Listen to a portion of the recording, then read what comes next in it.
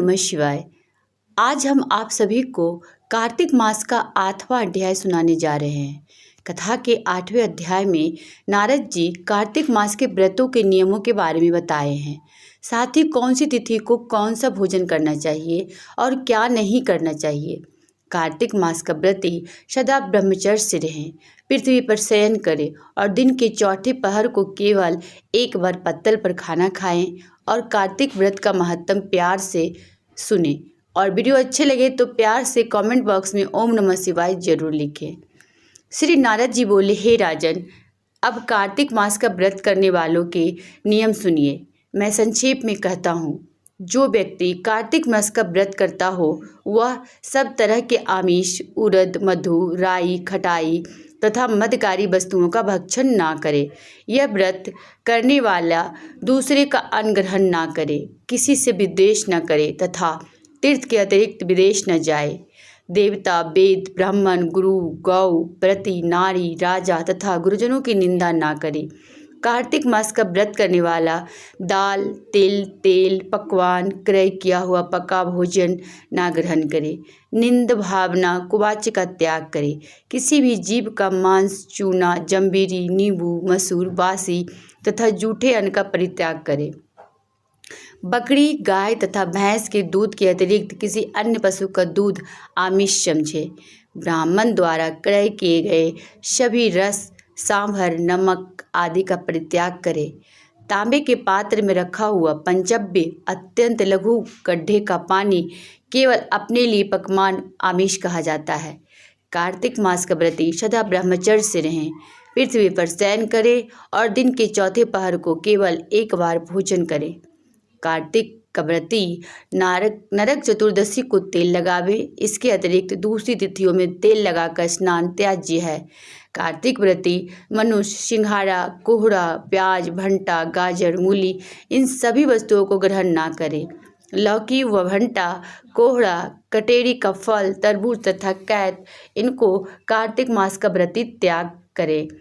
व्रती मासिक धर्म के समय स्त्री से चांडाल, पापी, ब्राह्मण द्रोही और नास्तिकों से संभाषणी ना करे। उपयुक्त मनुष्यों, कुत्तों तथा कौओं द्वारा दुष्ट पका भोजन, सूतक के समय का पका भोजन, 2 बार पकाया हुआ जल अन्न ना खावे। अपनी शक्ति के अनुसार कृच्छ चंद्रायनदी व्रत श्री विष्णु भगवान की प्रसन्नता हेतु करे और पूर्व वर्णित नियमों का पालन करे। कार्तिक व्रत करने वाला प्राणी प्रतिपदा को कुम्हड़ा, द्वितीया को कटहल, तृतीया को तरुणी स्त्री, चतुर्थी को मूली, पंचमी को बेल, षष्ठी को तरबूज, सप्तमी को आंवला, अष्टमी को नारियल, दसवीं को लौकी, एकादशी को परवल, द्वादशी को बैर, त्रयोदशी को भंटा, चतुर्दशी को गाजर तथा पूर्णिमा को शाक ये वस्तुएं तिथियों में ना खाएं और रविवार को आंवला का भक्षण ना करें। व्रती इन शाकों में से या वर्जित शाकों में से कोई शाक खाना चाहे तो ब्राह्मण को देकर खाएं। यही विधान माघ मास के व्रत के लिए भी है। देवोत्थानी एकादशी में पूर्वोक्त विधानानुसार नृत्य, जागरण, गायन, वादन आदि करे।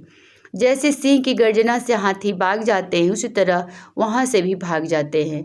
यह कार्तिक व्रत सब व्रतों में श्रेष्ठ है। इसके अतिरिक्त जितने व्रत यज्ञादि हैं वे सत संख्या होकर भी इसकी तुलना नहीं कर सकते, क्योंकि यज्ञादि करने वाले प्राणी केवल स्वर्ग में ही निवास करते हैं, किंतु कार्तिक व्रती उससे श्रेष्ठ वैकुंठ लोक में जाते हैं। इस जगत में भुक्ति मुक्ति दाता जितने भी पुण्य क्षेत्र हैं वे सब कार्तिक व्रती के शरीर में निवास करते हैं। खराब सपने, मनसा, वाचा और कर्मणा किसी प्रकार का भी पाप हो वह सब कार्तिक व्रत करने वाले प्राणी को देखते ही नष्ट हो जाते हैं। जिस प्रकार राजा की रक्षा उनके सेवक अंगरक्षक लोग करते हैं उसी भांति कार्तिक व्रत करने वाले की रक्षा विष्णु भगवान की आज्ञा से इंद्रादिक देवता करते हैं। विष्णु भगवान का व्रत करने वाला मनुष्य जहाँ कहीं भी वर्तमान रहता है वह पूजित होता है। वहाँ पर ग्रह, भूत और पिशाच आदि कोई भी नहीं रहने पाते। विधि विद्या सहित कार्तिक व्रत करने वाले मनुष्य के पुण्यों का वर्णन 4 मुख वाले ब्रह्मा जी करने में असमर्थ हैं।